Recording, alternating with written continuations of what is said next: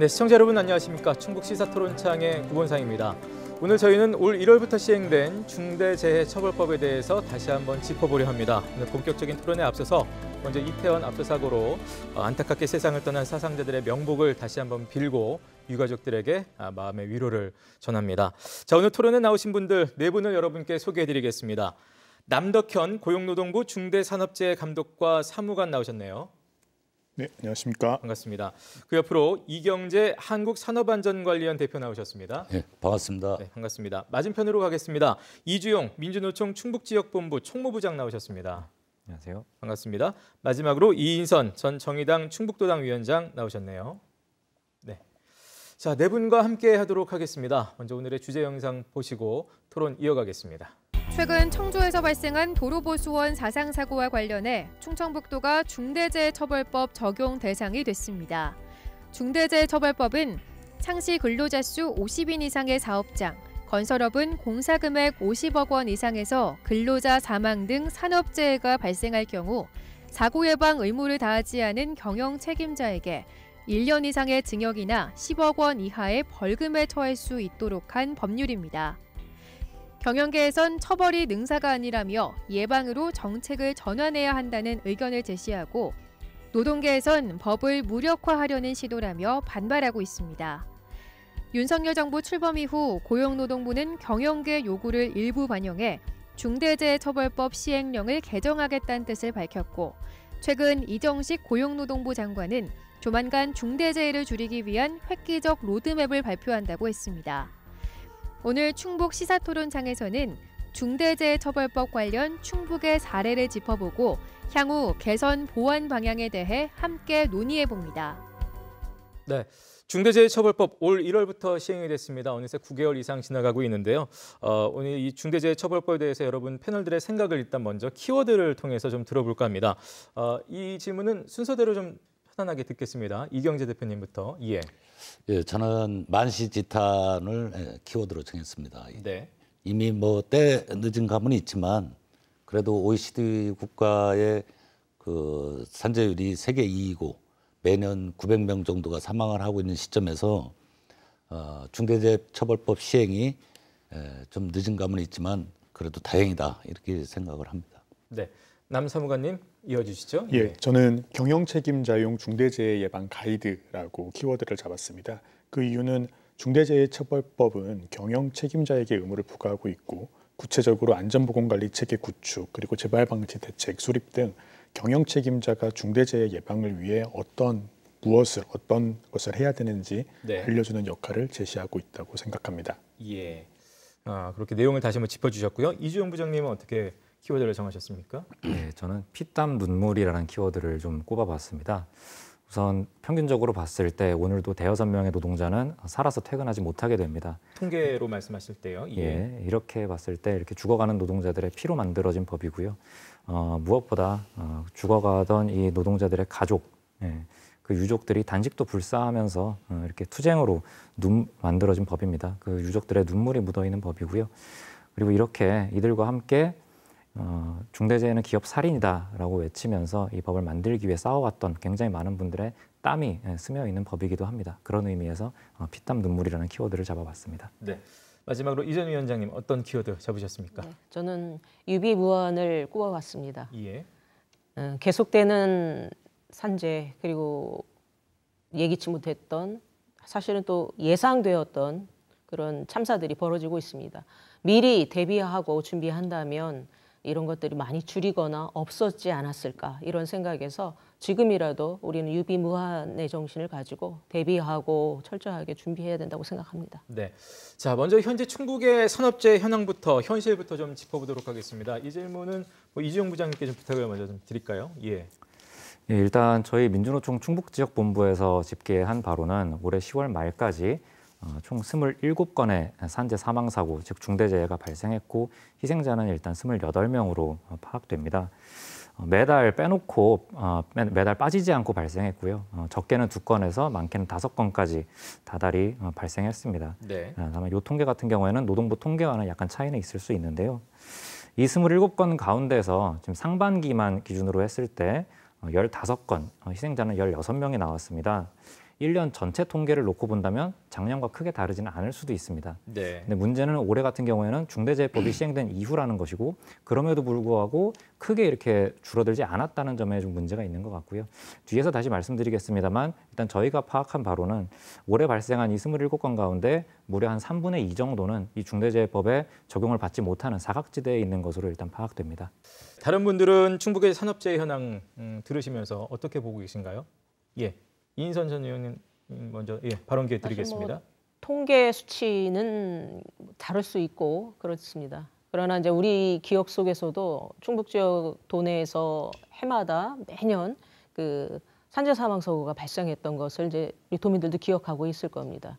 그럼에도 불구하고 거기에 대한 이제 대책이 별로 이렇다 할 게 없다라는 사실, 그 부분에 대해서 우리가 좀 중점적으로 좀 생각하고 대비해야 된다, 이런 말씀 좀 드리고 싶습니다. 그래서 네. 충북 같은 경우 특히 말씀하셨듯이 제조업 비중은 사실 상당히 높습니다. 타 지역보다 제조업 비중도 높고 또 그 중대재해기업처벌법에 의해서 규제 대상이 되는 50인 미만보다는 50인 미만의 그 사업장이 전체의 그 절반 이상이 넘는 것으로 이렇게 통계상으로도 나와 있어요. 그렇기 네. 때문에 그런 부분에 대한 대책들을 좀 중점적으로 논의를 해야 될 것 같습니다. 네.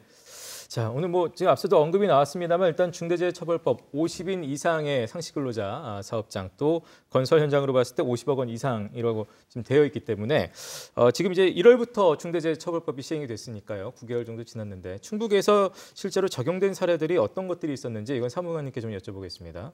수사가 진행 중인 건수는 한 6건 정도가 됩니다. 그리고 뭐 다들 아시다시피 전국적으로 기소는 그 2건밖에 없는 상태여서 아직 충청북도에서 기소가 된 사건은 현재 없고요. 다만 이제 그 사고 형태를 보면 기존에 발생했었던 전형적인 사고가 여전히 계속 발생하고 있다는 점을 좀 그 강조할 필요가 있어 보입니다.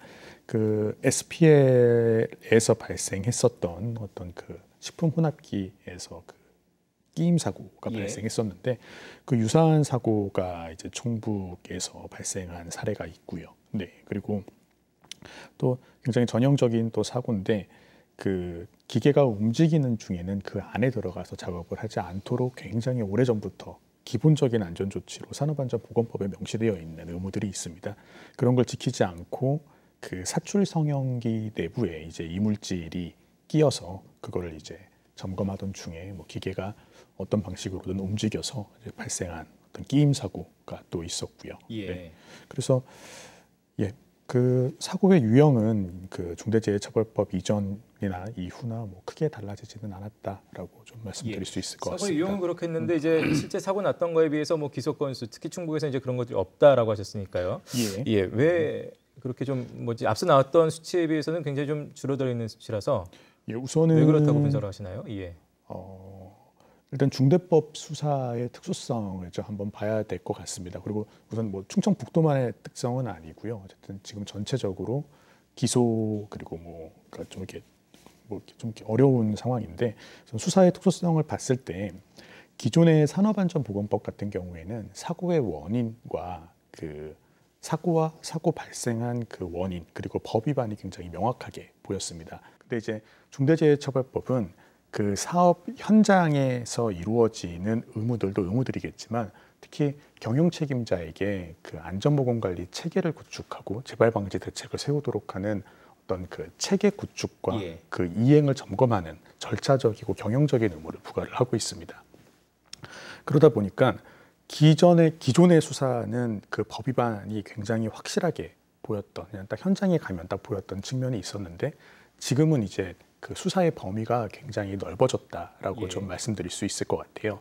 그 경영적인 측면에 들어가서 수사가 이루어져야 되니까 저희가 뭐 압수수색도 진행을 하는 걸로 알고 계시겠지만 그 어떤 뭐 기업의 절차라든지 조직 어떤 분장이라든지 문화라든지 이런 부분들 해서 이전보다 굉장히 많은 참고인 조사를 진행을 하고 있고 수사로 그 확인해야 될 사항들도 좀 많아서 이게 수사가 기존 산업안전보건법만 진행됐을 때보다는 다소 좀 시간이 소요된다라고 말씀드릴 수 있을 것 같습니다. 제가 뭐 이거 하나만 좀 다시 여쭙고 가겠습니다. 아까 이제 이주영 부장님이 산재 사고가 이제 지난해 뭐 올해 큰 차이가 없다라는 말씀을 하셨었는데 수치상으로 이제 큰 차이가 없다. 이런 거는 어떻게 좀 분석을 할 수 있을까요? 아까 이 부분 뭐 언급은 나왔는데 이에 대한 해석이 좀 얘기가 안 나왔던 것 같아서요. 예.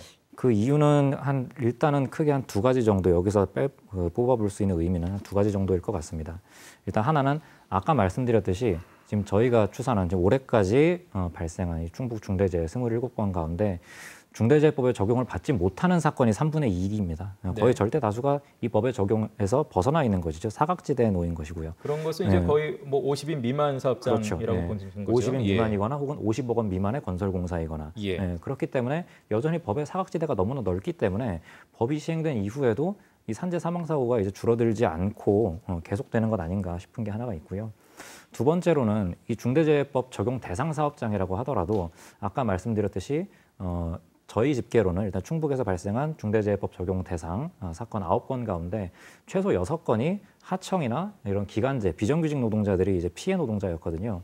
현재 이제 중대재해법이 원청에 이런 안전보건 관련 책임을 규정하고 있기는 합니다. 근데 문제는 이런 비정규직으로 대표되는 불안정 노동 체제가 그대로 남아있는 한 결국에 위험의 외주화라는 고질적인 문제가 계속 반복될 수밖에 없다는 것이죠. 그래서 크게 이렇게 한 두 가지 지점이 중대재해법 시행 이후에도 우리 충북에서 중대재해가 크게 줄어들지 않고 있는 이유 아닐까 싶습니다. 근데 결국은 이제 우리가 중대재해처벌법이 있다는 것은 그런 사고들을 이제 수치상으로 많이 줄여가기 위한 어떤 법이었는데 결국 이 법이 이렇게 시행이 돼도 사고가 그렇게 줄어들지 않는다면 소위 말하는 약발이 먹히지 않는 거 아니냐, 실효성이 없지 않느냐라는 지적이 분명히 또 있습니다. 이에 대해서는 네 분 어떻게 생각하시는지 자유롭게 듣겠습니다. 사무관님. 그 지적은 다 의미가 있다고 생각합니다. 어쨌든 가시적인 성과가 나타나야 중대재해처벌법이 효과가 있다 없다라고 저희도 이제 자신 있게 말할 수 있는 상황일 텐데 일단 지금 가시적인 성과가 현재는 없는 나타나고 있지 않은 모습이어서 그렇지만 이제 그 내부적으로 이제 생각을 했을 때 다만 그 노동계 분들도 저희가 자주 만나고 그리고 그 경영계 그리고 전문가 분들도 자주 만나면 어쨌든 중대재해처벌법이 시행되고 나서 그 기업 차원에서 그리고 사업장 단위에서 이 안전과 보건에 대해서 가지고 있는 관심 수준이 굉장히 많이 늘어났다라는 이야기를 듣습니다. 그리고 실제 그 기업들에서 이제 어떤 통계를 봐도 기존보다 안전 인력들을 채용하는 것도 많이 늘었고요. 그래서 현장의 변화는 시작되고 진행되고 있다라고 이제 저는 생각을 하고 있고요. 다만 이런 변화들이 이제 정말 뿌리 깊게 정착이 돼서 우리 산업 현장에 아까 말씀드렸던 어떤 안전 인식 그리고 기업 문화에 좀 근본적인 변화가 이제 발생할 수 있도록 좀 이렇게 계속 유지해 나가야 되지 않을까. 그래서 현재 상황은 어떤 안전보건관리 체계라는 어떤 안전보건 경영이라는 이 중대법의 입법 취지가 정착되고 있는 과도기적 상황이라고 생각합니다. 다른 분들 이 부장님. 저는 일단 중대재해법이 실효성이 없다는 주장에는 좀 동의하기가 어렵습니다. 이게 일각에서는 이제 중대재해법 시행 이후에도 이 산재 사망 사고 자체가 이제 크게 줄지 않았다. 이 지표를 보고 중대재해법 무용론 이런 것까지 제기하기도 하는데요. 오히려 저는 현실은 반대라고 생각합니다. 이 법이 지금 입법 과정에서 적용 범위를 너무 좁혀버렸기 때문에 사실상 실효성을 발휘할 수 있음에도 불구하고 약발이 안 먹히게 만들어버린 거예요. 그러니까 50인 아까 이제 얘기를 나왔지만은 50인 미만 사업장에서 지금 3분의 2 충북 같은 경우에는 3분의 2의 산재 사망 사고가 벌어지고 있는데 정작 이거를 건드리지를 못하고 있잖아요. 지금 현행 중대재해법이. 그럼 적용 범위를 이제 저희 같은 경우에는 이 법 처음에 입법할 때부터 전면 적용해야 한다고 제기를 했었거든요. 근데 입법 과정에서 이게 그냥 이제 50인 미만 같은 경우에는 적용 유예되고 5인 미만은 아예 적용 제외되고 이런 과정이 있었고요. 추가적으로 반드시 좀 지적을 해야 될 것은 저희는 정부가 이 법을 실효성 없게 만들어버리고 있다라고 좀 이제 제기를 하고 있거든요. 아까도 잠깐 얘기 나왔지만 전국적으로 봐도 지금 중대재해법 적용 대상 사건 가운데서 기소가 이루어지고 있는 게 거의 없습니다. 그리고 충북에서는 사실 이제 한 건도 지금 기소가 되지 않고 있고요. 그리고 지금 현재 정부 같은 경우에는 사실 이제 선거할 때부터 이 중대재해법을 콕 집어서 이게 기업 발목 잡는다라면서 이 계약 시도를 노골적으로 천명한 바가 있었습니다. 사실 안전보건 의무를 위반하는 기업 발목 잡으라고 만든 법이거든요. 거기다가 지금 지난 10월에 그 중대재해법 기소 1호 사업장인 그 경남의 두성산업이라는 곳에서는 아예 대형 로펌을 끼고 이 중대재해법 위헌법률 심판 제청을 냈습니다. 아예 이제 중대재해법 자체를 뭐 사실상 이제 위헌 심판으로 내보내겠다는 건데 이렇게 중대재해법 무력화에 총체적인 공세가 펼쳐지고 있는 상황이니까 과연 뭐 네. 이 중대재해법을 두려워할 기업이 있겠는가 이런 생각마저 들게 되는 것이죠. 일단 뭐 법이 어떻게 개정돼 갈지 모르겠습니다만 알려져 있기로는 오늘 2024년부터 이 부장님이 계속 지적해왔던 그 50인 미만 중소규모 사업장에도 이 중대재해처벌법이 일단 적용되는 것으로 지금 알려져 있거든요. 뭐 이 부분에 대해서 어떻게 보십니까? 예, 자유롭게 듣겠습니다. 자, 바로 그렇기 때문에라도 저는 국가와 그리고 지방자치단체가 준비를 해야 된다고 봅니다. 예. 근데 지금 자세를 보면 준비하고 있지 않다. 준비하고 있는 게 뭐가 있는지 이제 의심스러운 것들이 많이 있는 거죠. 그래서 그 부분을 집중적으로 얘기를 해야 될 텐데 충북 같은 경우도 말씀하셨지만 거의 50원 미만 사업장이 더 많고 현실적으로 자영업자들도 많고 1인 사업자도 상당히 많습니다. 근데 사고는 이제 주로 그런 곳에서 이제 많이 일어나고 있는데 그럼 그것에 대해서 어느 정도 대비하고 있느냐라고 했을 때 충북도가 이제 그런 대책이 이제 별로 없다라는 것이죠. 어떤 준비, 어떤 대책이 필요하다는 우선은 이제 말씀일까요? 말씀하신 교육을 많이 하려고 그러면 뭐 예. 재정적인 예산도 필요하겠고 그리고 보건 노동안전 그 관리 체계 이것들을 이제 마련을 해야 될 텐데 마련하는 과정에 있어서 끊임없이 현장에서 이제 요구했었던 것이 노동자의 참여를 주장했었습니다. 그렇지만 보통 보면 그런 것들이 당사자들인 현장에 있는 노동자들이 많이 이제 참여가 배제된 상태에서 매뉴얼도 만들어지고 뭐 체계가 위원회라든가 이런 것들도 그렇게 구성되고 있는 것들이 왕왕 있고 그래서 그런 것부터 이제 바뀌어야 된다라는 것이고 어렵사리 충북도 조례로도 산업안전보건조례가 통과가 됐었죠. 통과가 됐고 그걸 계기로 해서 노동안전기본계획을 이제 도가 지금 만들려고 하고 있는 것을 알고 있어요. 그런데 그 도에서 책정하고 만들려고 하는 그런 계획조차도 노동자들의 참여가 얼마만큼 일어나고 있는지 또 예산은 또 그에 맞게 배정되고 있는지 이런 것들이 좀 이야기가 되어야 된다는 거고 시간이 얼마 없어요, 사실. 시간이 얼마 없는데 그런 것들은 이제 미비하다라는 거고 또 한 가지 지적하고 싶은 것이 이번 법에서도 우리가 제외됐었던 게 그 관리 감독을 하고 인허가권이 있는 그런 지자체, 구체적으로 이제 그 관련 공무원들에 대한 처벌은 사실은 제외가 되었단 말입니다. 그럼 물론 이게 법이 처벌을 하기 위한 법은 아니죠. 그런 일들이 발생하지 않도록 하기 위한 것이 이제 법 취지가 더 그것일 텐데 그러려고 한다고 하다면 그런 체계들을 이제 갖춰줘야 되는데 많은 것들을 이제 면제, 예외, 유예 이것으로 해서 이제 만들어졌다라는 것들인데 현장에서 그래서 그런 것들 준비들이 이루어져야 되고 또 한 가지는 제조업뿐만 아니라 충북에는 이제 산업단지가 상당히 많습니다. 예. 계속해서 지어지고 있고 전임도지사 때부터 지금 결정되었던 건 2030년까지 매년 100만 평씩 산업단지를 조성하겠다는 거 아닙니까? 이렇게 나오고 있는 산업단지에 만들어지면서도 그 안에서 일어나고 예비가 분명히 예상이 될 수 있는 산재에 대한 대비책은 그 계획 속에 없다라는 거. 이런 것들에 대해서 다시 지적하고 싶고 특히 이제 충북에서 그 누출 사고도 많이 좀 있었지 않습니까? 그런 것에 대한 대비들이 지금 되어 있는지 좀 묻고 네. 싶습니다. 다른 분들은 어떻게 보십니까? 이 부장님 이제 2024년 예. 되면 이게 혹시 바뀔지 어떨지 모르겠습니다만 일단은 그렇게 알려져 있기 때문에요. 예. 사실 이제 올해 제가 우리 충북 지역 중대재해 현황 이런 것들을 쭉 살펴보면서 사실 가장 자괴감도 들고 좀 기가 막혔던 것 중에 하나가 바로 이제 이 산재 사고 사망이 터지면 이 사건이 중대재해법 적용을 받는지 아닌지 적용 대상인지 아닌지 이거를 일일이 따져보는 것 자체가 사실 자괴감도 들고 굉장히 기가 막히다고 생각했거든요. 일례로 지난 10월에 발생한 청주시 도로 확장 공사 현장에서 이 도로 확장 공사를 하다 보니까 이 양옆에 벌목 작업을 좀 진행을 하고 있었는데 그 와중에 굴삭기가 이제 쓰러지면서 노동자가 사망한 재해가 있었습니다. 근데 이거 같은 경우에 전체 공사 구간 중에 양 끝을 잘라서 발주를 해가지고 공사 금액이 50억 원에 미달한 거예요. 그러면서 중대재해법 적용에서 벗어나게 됐거든요. 그래서 저는 이런 거를 보면서 일하다가 어쨌든 사람이 죽어나가고 있는데 회사 규모가 50명을 넘느냐 안 넘느냐 공사 대금이 50억을 넘느냐 안 넘느냐 이거를 따지고 있는 게 과연 맞는 것인지에 대해서 굉장히 좀 이제 문제의식을 갖게 됐고 네. 그래서 사업장 규모나 이런 거에 상관없이 노동자의 목숨보다 우선할 수 있는 건 없다라는 대원칙을 세우는 게 일단 이 중대재해법의 이제 근본 취지라고 생각하고요. 그다음에 그걸 넘어서서 예를 들어서 아까 이제 그 위원장님 말씀하셨듯이 뭐 이제 그 중소규모 사업장이나 이런 곳들에서 뭐 설비나 이런 것들에 있어서 구비하는데 어려움이 있을 수도 있습니다. 그러면은 그런 것들 기존에 이제 그 정부가 어느 정도 좀 지원도 하고 있는 것으로 알고 있고요. 그러면은 이제 뭐 규제 완화나 이런 데 이제 돈을 쓸 것이 아니라 이렇게 그러면 중소사업장이 만약에 정말 재정적으로 어떻게 할 수가 없어서 기본적인 안전 설비를 갖출 수가 없다. 그러면은 이런 것들을 지원하는 데 자원을 써야지.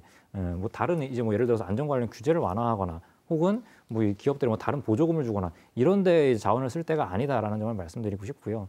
일단 충북도 같은 경우에는 지금 노동 관련 전담 부서조차도 없습니다. 도청에.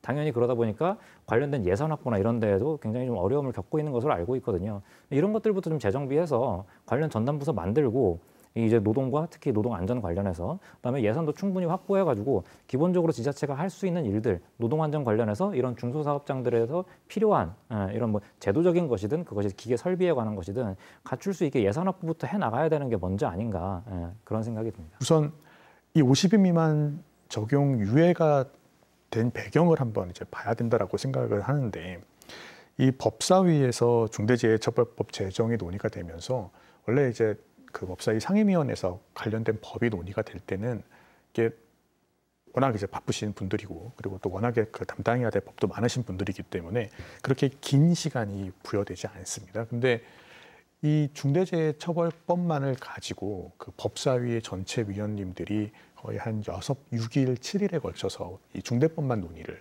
하는 시간이 있었습니다. 네. 네. 물론 그 전에도 이제 그 사회적으로는 많이 논의가 됐었지만요. 법사위 안에서만 보면. 근데 그 길고 긴 그리고 정말 그 첨예하게 그 의견들 중에서 50인 미만 사업장의 유예는 어쨌든 준비 기간을 줄여던 게 목적이었던 걸로 저는 이해를 합니다. 네. 그래서 그 뭐 법의 집행을 뭐 담당하는 우리 정부 입장에서는 24년까지는 이제 내년도 23년 1년이 남아 있는 상황이기 때문에 정말 적극적으로 50인 이상 기업들이 그 중대재해처벌법상의 어떤 의무들을 이행할 수 있도록 뭐 재정적, 기술적 지원을 뭐 최대한 확대하고 적극적으로 시행해 나갈 계획입니다. 네, 이경재 대표님. 예. 제가 50인 미만 사업장 5인 이상 그 이제 중대재해처벌법이 적용이 되는데 실질적으로 중대재해처벌법 체계 구축 컨설팅을 나눠 보면 50인 이상 뭐 많은 기업은 뭐 300인 이상에도 체계 구축하는데 9가지 사항을 요구하고 있습니다. 그런데 그 핵심 7가지 사항이 있는데 뭐 경영자 방침이라든가 근로자 참여, 뭐 이업 요인 파악, 재고 통제, 뭐 비상 조치 계획, 도급에 대한 처리 문제 이런 것들을 하고 있는데 상당히 어려워합니다. 실적으로 양도 많고 중대재해처벌법은 사업주가 확보 의무를 위해서 무엇을 하느냐를 가지고 처벌을 하기 때문에 그 이행에 따른 각가지 항목들이 서식이 엄청 많고 또 하나는 50인 이상에서는 그래도 위탁을 하던 안전관리자가 상주를 하는데도 불구하고 굉장히 어려움이 많은데 5인 이상 소규모 사업장에서 과연 이거를 어떻게 관리할 것이냐 이게 상당히 좀 의문점이 들고요. 그나마도 20인 이상은 안전보건관리 담당자를 지정을 해서 운영하고 있습니다. 그런데 50인 미만이나 20인 미만이나 이런 사업장에도 실적으로 1인 다역입니다. 1인 다역인데 적극적으로 뭐 안전보건 중대처벌법에 관련된 사항을 전담을 해서 한다는 거는 굉장히 힘들고요.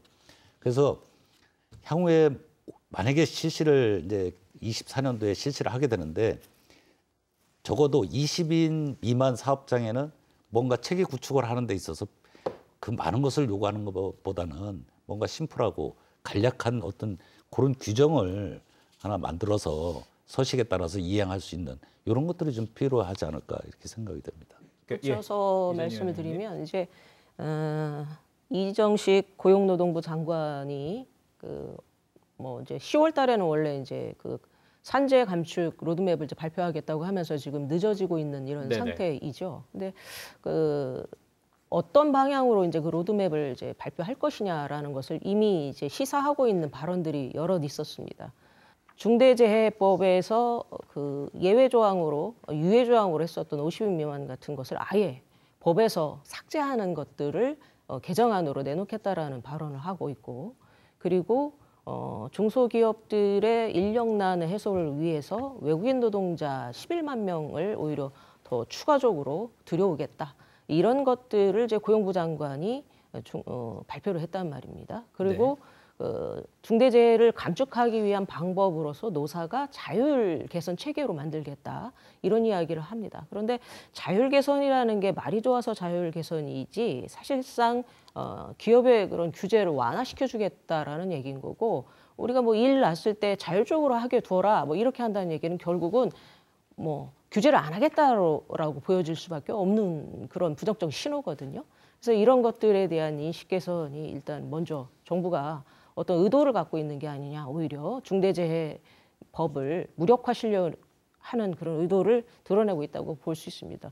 더구나 이제 언론 보도에서 나왔듯이 기재부 같은 경우는 자체적으로 용역까지 줬지 않습니까? 그래서 고용노동부에 그것을 제한하기까지 하는 이런 사태까지 벌어지고 있기 때문에 이 정부가 과연 중대재해를 줄이고 말 그대로 노동 존중의 사회를 만들겠다고 하는 그런 의지가 있는 것인지 의심스러운 대목들입니다. 중대재해처벌법을 무력화하려고 정부 입장에서 그렇게 생각을 하고 있지는 않습니다. 네, 않다고 있다는 점 말씀드리고, 중대재해처벌법은 어쨌든 굉장히 우리 사회에서 중요한 순간에, 그리고 여야가 합의해서 국민적 합의로 만들어진 법인 만큼 중대재해처벌법이 가지고 있는 어떤 기업 경영 차원의 안전보건을 정말 중요한 가치로 삼아서 기업 경영을 해 나가라는 그 입법 취지는 우리 사회에서 계속 이제 유지해 나가고 정착시켜 나가야 된다고 생각을 하고요. 그런 차원에서 중대재해처벌법을 무력화하려고 있지는 생각은 다를 수 있겠지만 정부 입장에서는 그렇게 말씀드리고 싶습니다. 네. 자, 앞서 이제 이전 위원장님께서 잠깐 언급을 하셨는데, 이정식 고용노동부 장관이 이제 로드맵 발표하겠다. 그 방향성에 대해서 이 정권 차원의 어떤 방향성에 대한 좀 이의 제기를 좀 하셨습니다. 그래서 이에 대해서 아까 이전 위원장님 생각은 좀 들었고요. 다른 분들도 어떻게 좀 생각을 하시는지 자유롭게 드릴까요? 더 첨언하셔도 좋겠습니다. 기재부가 그 11월 2일자로 나온 걸 보니까 노동부에다가 이 중대재해법과 그 시행령 개정 관련 의견을 보낸 것 중에 50인 미만 이 적용, 이것도 다시 유예하거나 아예 50인 미만은 적용을 하지 않는 이런 의견을 낸 걸로 보도가 나온 것 같습니다. 이거는 추가적인 확인이 필요한 것 같은데요. 노동부가 이제 어떻게 판단을 할지는 모르겠습니다만, 일단 기재부는 그런 입장을 이제 전달한 것 같은데, 그런 점에서 다시 한번 지금 이제 기재부가 총체적으로 이 중대재해법 자체를 무력화시키려는 것 아닌가 하는 의심이 다시 들 수밖에 없고요. 기재부에서 저희한테 실무 차원에서 의견을 전달을 했다는 거는 이미 언론 보도에도 많이 나온 내용입니다. 그래서 아시는 바와 같고요. 경영 책임자 형사처벌 규정 삭제 또는 그 부칙을 통해서 50인 미만 유예 이런 내용들도 이제 포함은 되어 있었습니다. 근데 다만 이제 여러 입장의 차이들이 있겠지만 이런 의견들은 실제 이게 중대재해처벌법을 담당하면서 이제 여러 각계에서 굉장히 많이 이제 들어왔었던 의견들 중에 하나고, 저희가 기재부에서 이런 의견을 저희한테 보냈다고 하더라도, 그래도 기재부에서는 공식적인 입장이 아니라 실무 차원의 입장이라고 이야기를 하고 있기도 하고요. 그래서 저희가 그 부분에 대해서 심각하게 고려하거나 그러고 있지는 않다는 점을 말씀드립니다. 그리고 자율 규제라는 부분에 대해서 저는 중대법이 자율 규제라고 생각을 하고 있습니다. 애초에 중대재해처벌법이 이제 제정이 되고 이제 실제 이행이 됐을 때 저희 고용노동부에서 이제 이야기했었던 게 자율과 책임에 기반한 법이라고 이야기를 했었습니다. 근데 이 자율 규제라는 게 우려하시는 것처럼 방치가 될 수 있는 어떤 우려 지점은 이해가 갑니다만, 자율 규제, 그리고 저희가 이제 자율과 책임을 이야기했을 때의 자율은 사업주가 스스로 자기 사업장에 있는 유해 위험 요인을 확인하고 개선하라는 그 차원에서의 자유 규제입니다. 그리고 그거를 충분히 이행하지 못해서 너무나 전형적인 어떤 위험, 너무나 상시적인 그런 위험들을 그 유해 위험 요인을 확인하는 그 개선 절차에서 확인하지 못했으면 그거는 스스로 자율 규제를 잘했다고 볼 수 없는 부분이겠죠. 네. 그래서 그 부분에 대해서 어떤 그 강한 책임을 어떻게 부과하겠다는 게 중대재해처벌법의 취지고, 향후 로드맵에도 이제 그렇게 실릴 것이라고 로드맵에서 보시는... 이야기하는 자율 네. 규제도 예. 네, 크게 다르지는 않을 거라고 생각합니다. 예. 네. 기업 입장에서는 지금 이제 자율이라는 표현을 쓰셨는데 그만큼 자율적으로 느끼고 있는지도 뭐 아까 말씀에 따르면 뭐 여러 가지 실질적으로 이제 법 규정 받아야 되는 것들이 너무 많다는 표현 하셨는데 좀 동의하십니까, 이경재 대표님? 자율적인 법이라는 표현에는? 저희들이 목표가 저희들이 이제 그 사업장의 자율안전 관리 정착, 이게 이제 가장 핵심이거든요. 근데 자율적으로 어느 만큼 사업주가 그만한 자율안전 관리를 위해서 관심을 갖고 하느냐, 이게 상당히 중요한데, 글쎄 뭐 향후에는 어떻게 전개가 될지 잘 모르겠지만 어쨌든 규제보다는 자율적으로 사업장에서 했으면 좋겠는데, 저희들 같은 기관이라든가 또 정부기관에서도 이런 것들을 좀 풀어줄 수 있는 간략한 뭔가가 좀 나와줬으면 하는 그런 바람입니다. 네. 노조계 쪽에서는 뭐 이 중대재해 감축 로드맵에 대해서 어떤 생각들, 어떤 기대들을 하고 계신가요? 사실 뭐 로드맵이 지금 뭐 나온 상태는 아니기 때문에 뭐 어떻게 뭐 그걸 구체적으로 말하기가 참 이제 어려운 부분은 있는데, 뭐 아니면 그 어쨌든, 안에 이제 이런 내용이 좀 들어갔으면 좋겠다는 내용도 좋습니다. 일단 지금 이제 주요한 방향으로 나오고 있는 게 지금 얘기가 나오고 있듯 이 기업 자율, 요 방향성이 좀 이제 강조가 되는 것 같습니다. 근데 사실 이제 그 아까 중대재해법이 이제 이 자율 개선의 구조를 갖고 있다고 말씀하셨는데, 저는 약간 그것과는 좀 궤가 좀 다르다고 생각이 되거든요. 오히려 이제 이 기업의 자율 개선, 이렇게 그동안 좀 이제 일정하게 맞게 왔었다고 생각합니다. 자체적인 지금 이제 현재 현행 법령에 따라서 위험성 평가라든가 유해 위험 요인 조사라든가 이런 것들 다 사업장 안에서 이제 하게 돼 있고, 뭐 산업안전보건위원회 등등 여러 가지 제도들은 다 있고 앞으로도 있을 겁니다. 그래서 자율적으로 다 이제 하라고 그렇게 만들어 놓은 것이죠. 근데 자율적으로 되면 얼마나 좋겠습니까? 그런데 지금 우리의 현실이 그렇게 맡겨놓은 결과가 지금 1년에 연간 1,000에서 2,000명씩 지금 죽어나가는 현실인데, 이거를 어떻게든 규제하고 여기에 대해서 이거를 뭔가 이제 뭐 줄이거나 규율을 하려면은 어쨌든 여기에서 최고 책임을 가진 사람, 이 사람에게 뭔가 규율하고 처벌할 수 있는 기제를 만들자. 그리고 처벌을 위해서가 아니라 이 처벌을 받지 않기 위해서는 이런 이제 조치들을 갖춰놔야 된다. 이런 것들을 훨씬 더 강제력 있게 하기 위해서 중대재해법이 이제 들어온 거라고 생각하거든요. 근데 약간 우려스러운 거는 여기서 이제 기업 자율을 강조하는 로드맵이 나온다면은 여기서 사실 이제 기존에 그냥 운영되던 것들, 이런 것들에서 그냥 이거를 그냥 운영하게 하고, 오히려 이제 기업들에게 이런 이제 뭐 처벌이라든가 혹은 이제 필요한 안전 관련 규제라든가 이런 것들이 약화되는 결과로 이어지진 않을지, 그게 이제 우려가 되는 게 하나가 있고요. 일단 뭐 꼭 좀 여기에 포함됐으면 좋겠다, 이 로드맵에 싶은 의견은 뭐 이제 앞서 얘기했던 뭐 중대재해법 전면 적용이나 뭐 사업주나 최고 책임자에 대한 엄중 처벌 이런 것 외에 좀 추가적으로는 이 중대재해 실질적인 예방을 위해서 이 일터의 안전보건 체계 구축에서 이 노동자와 노동조합 참여권을 좀 확실하게 보장하는 이런 방안들이 좀 담겨야 한다고 좀 생각을 하거든요.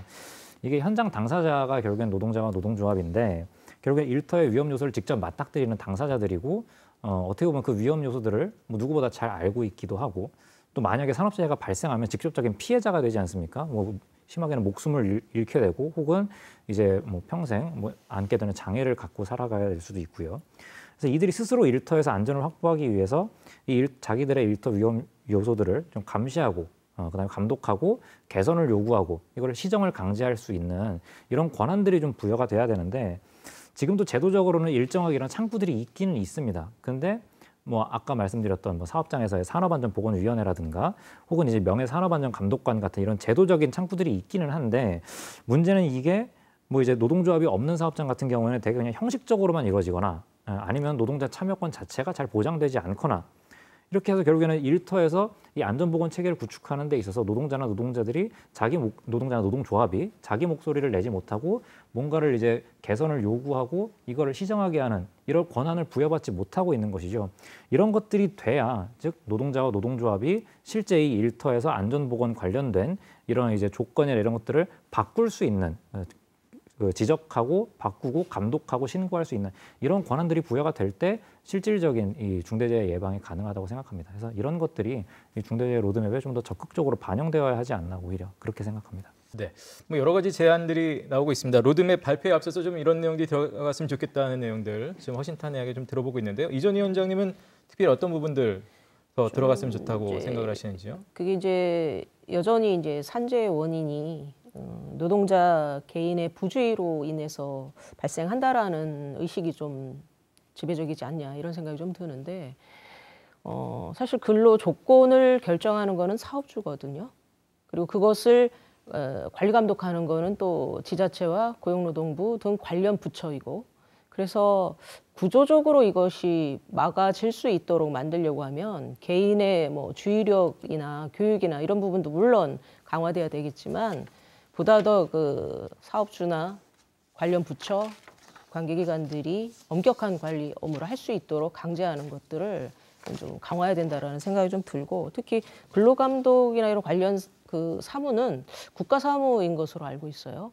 그러다 보니까 이제 지자체에서는 이제 뭐 예산이나 권한이나 이런 게 좀 한계가 있는 것으로 좀 알고 있는데 이런 부분도 장기적으로는 지자체에도 관련 권한을 좀 강화시켜줘야 된다라는 생각을 갖고 있고 물론 직접적인 권한이 아니라도 지자체가 각종 인허가권이 있기 때문에 그것을 통한 간접적인 관리 감독이 이루어질 수 있다고 봅니다. 그래서 이런 것들이 추후적으로 좀 정비되고 보완되는 것들에 우리가 좀 집중해야 되지 않을까. 그것이 실질적으로 산재를 줄일 수 있는 그래서 노동자의 생명과 안전이 보호되는 그런 사회를 만들 수 있지 않을까 싶습니다.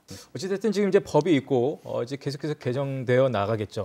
보완해야 될 점들 어떤 점들이 좀 있다고 보시는지요? 이제 아까 그 사업자 명수에 대한 얘기도 계속하셨는데 특별히 보완책들 이경재 대표님은 어떤 것들이 더 보완이 돼야 된다고 생각하시나요? 뭐 산업안전보건법이나 중대재해처벌법이나 우리 법과 제도를 이제 만들었으면 우리가 사업자나 근로자가 지켜야 되는 것은 당연합니다. 거기에 대해서 이제 문제점이 발생을 하면 좀 더 보완해 나가고 이런 절차가 진행돼야 되는데 우선은 지금도 뭐 정부에서 많은 그 지원 사업을 하고 있습니다. 소규모 사업장 같은 경우도 특히나 뭐 사업주 교육을 4시간만 받아도 산재 보험료를 10%를 감액해주는 제도도 있고 또 정부에서 소규모 사업장에 대해서 저희들 같은 기관에 또 이탁을 해서 많은 투자를 하고 시적으로 지도 점검을 해서 개선하도록 이렇게 지금 진행을 하고 있는데 우리가 중대재해처벌법 하면 물론 사업주만의 일은 아니거든요. 우리가 이제 근로자들도 뭔가 이게 그 안전 수칙이라든가 이런 것들을 잘 지켜나가야 되는 것도 당연한데 제가 우리 이제 필드에 나가 보면 실질적으로 근로자들이 어떤 생산 과정에서 우리가 이제 안전을 지키려고 하는 그런 것들이 너무 미흡하다. 그래서 우선 홍보도 많이 해야 되고 교육도 실적으로 많이 해야 되는데 우선 사업장 자체에서 교육한다는 건 물론 법으로다가 해야 되겠지만 그래도 외부 기관에서 들어와서 교육을 한다면 그래도 의식도 좀 많이 달라질 거고 지금 현재 안전보건공단에서 찾아가는 차량을 이용하고 있거든요. 이런 것들을 좀 더 확대를 해서 우리 사업장에서 많은 교육도 좀 받고 거기에 따라서 좀 근로자가 이해하는 폭도 좀 넓혀갈 수 있는 그런 것들이 좀 필요하지 않을까 이렇게 생각합니다. 기업에서는 이 관련법에 대해서 어떻게 보고 있습니까? 어떤 분위기예요, 실제로? 이 중대재해처벌법 개인을 처벌하는 법은 우리나라 세계에서 우리나라뿐이 없습니다. 그 영국의 살인기업법이라고 있기는 한데 그 이제 매출이나 이래서 이제 기업에 부과하는 정도고요. 우리나라는 이제 개인한테 사업주나 경영자한테 처벌하는 법이다 보니까 당연히 이제 사업주들의 반발이 좀 있는 건 사실입니다. 그런데 소규모 사업장이나 뭐 이런 사업장 같은 경우는 5인 이상이라고 뭐 소규모라고 해서 산업안전보건법에 100인 내에서 적용받는 거랑 똑같이 다 받아야 되거든요. 그런데 그만한 인력이 없습니다. 그리고 사업장에서 받는 거는 환경법이다, 뭐 산업안전보건법이다. 이 법이 그 사업장에 들어오는 법은 굉장히 많습니다. 그래서 사업주들이 이제 스트레스도 많고 그런데 거기다가 이제 뭐 사업주를 처벌하는 법이다 이렇게 생각을 하니까 사업주들이 좀 반발이 있는 반면에 그래도 사업주들이 반발은 하지만 그래도 관심과 노력은 많이 하는 그런 네네. 것들을 보여지고 있습니다. 예, 이 부장님. 굉장히 원칙적인 얘기로 들릴 수도 있겠지만 저는 두 가지만 꼭 지적을 좀 하고 싶습니다. 일단 하나는 아까부터 계속 얘기해 왔던 이 중대재해법의 예외 없는 전면 적용 이것이 필요하다는 것이고요. 지금까지 계속 얘기해 왔듯이 이 중대재해가 발생하는 것 대부분이 지금 50인 미만 사업장이기 때문에 여기를 계속 제외해 놓고는 이 법에 실효성 있는 결과를 거두기 어렵다라는 거를 꼭 하나 지적하고 싶고 두 번째로 반드시 좀 이제 강조하고 싶은 거는 중대재해기업 사업주와 최고 책임자에 대한 분명한 처벌 이게 이루어진다는 거를 사실 확실하게 보여줄 수 있어야 합니다.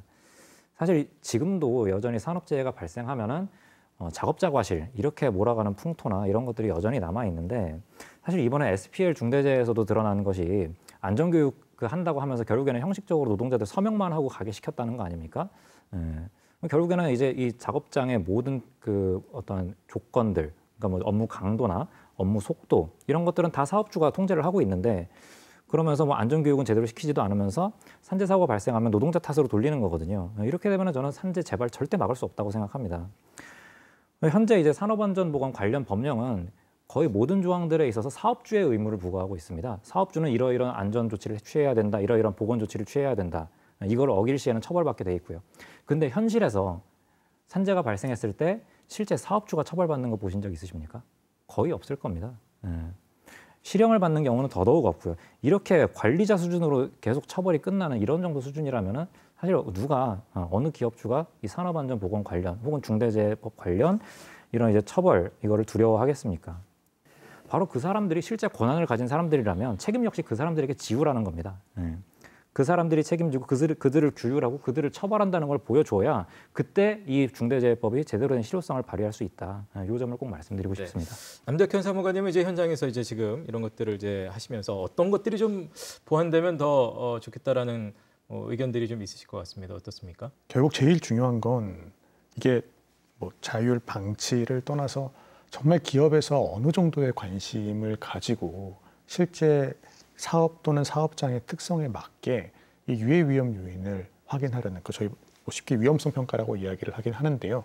그게 얼마나 사업장의 특성에 맞게 실질적으로 이루어졌는지가 굉장히 중요하다라고 생각이 듭니다. 그리고 근데 다만 이제 실제로 보면 그렇게 막 이렇게 그 사고가 난 사업장 기업들에서는 굉장히 형식적인 모습들이 많이 보이기도 합니다. 그래서 앞서 말씀드렸지만 현재 과도기적 상황이라고 말씀드렸던 게 이런 부분이라고 생각이 드는데 그래서 뭐 어떤 뭐 구체적인 정책이라기보다는 정말 좀 변화되기 위해서는 정말 기업들이 그 진심을 가지고 그 굉장히 쉽게 알 수 있거든요. 그 전형적인 위험들은 공단에서도 많이 배포를 하고 있고 가이드도 많이 배포하고 있고 그래서 자기 사업장에 있는 유해 위험 요인들을 좀 적극적으로 찾고 개선해 나가는 그 노력이 가장 그 중대재해 감축의 우선이고 제일 중요한 지점이 아닐까 생각합니다. 자, 마무리 발언 듣겠습니다. 이전 위원장님부터 못다하신 말씀.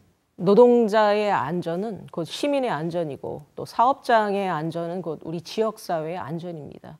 결코 분리될 수 있는 사안이 아니기 때문에 이번 또 앞으로도 있어서는 안 될 여러 가지 그 재해나 참사들을 예방하기 위해서는 남의 문제가 아니라 나의 문제라는 것을 인식하고 개인뿐만 아니라 지방자치단체 그리고 관련 부처, 국가에서 이런 문제들을 적극적으로 개선하려고 노력해야 된다고 봅니다. 노동정책이 경제정책의 이제 하위 정책으로 이렇게 바라보는 그런 국정 운영 지표 자체가 좀 바뀌어야 된다고 생각을 합니다. 그래서 모두가 안전하고 그래서 행복한 그런 사회가 됐으면 좋겠습니다. 네, 이 대표님. 네. 지금 이 향후에는 좀 이런 후진국형 사고가 반복되지 않기 위해서는 우리 소잃고 이양간 고친다는 말이 있잖아요. 땜질 처방이 아니고 뭔가가 우리 실질적으로 또한 선진국으로 도약하기 위해서는 반드시 그 우리가 산업재해는 좀 예방을 해야 되는 사원이고요. 우리가 이제 좀 더 사업주의 관심과 투자 또 우리 안전한 일터를 만들기 위해서는 노사가 모두가 참여하는 그런 기업 문화가 돼야 될 것 같습니다. 네. 이 부장님. 모쪼록 1터와 3터 모두에서 원통한 죽음이 없도록 하려면 진상규명과 책임자 처벌은 그 시작 중의 시작일 거라고 생각합니다. 그리고 상가 돌아가신 분들의 명복을 빌겠습니다. 네, 남 사무관님. 예. 그 중대재해처벌법으로 이제 그 중대재해로 이제 주제를 나누면서 여기 오신 모든 분들이 노동자 그리고 종사자 일하는 사람의 생명이 가장 중요하다라는 데는 다 모두 공통된 공감대를 가지고 있다고 생각합니다. 그래서 그 중대재해처벌법이 어렵게 입법이 된 만큼 그 입법 취지가 현장에 안착되고 그리고 중대재해 예방에 어떤 실질적인 효과를 가져올 수 있도록 저희 고용노동부도 최선을 다하겠습니다. 네. 자, 네 분과 함께했습니다. 오늘 토론 함께해 주신 네 분 감사드리겠습니다. 고맙습니다. 예. 자, 영국의 산업안전보건청 그 전략의 가장 기본적인 핵심은 위험을 만드는 사람이 위험을 통제하는 책임을 지는 것이라고 합니다. 우리가 가지고 있는 매뉴얼에 대해서 허점은 없는지 더 따지고 정비하는 작업이 분명히 필요해 보입니다. 충북 시사토론창 오늘 순서는 여기서 마치겠습니다. 고맙습니다.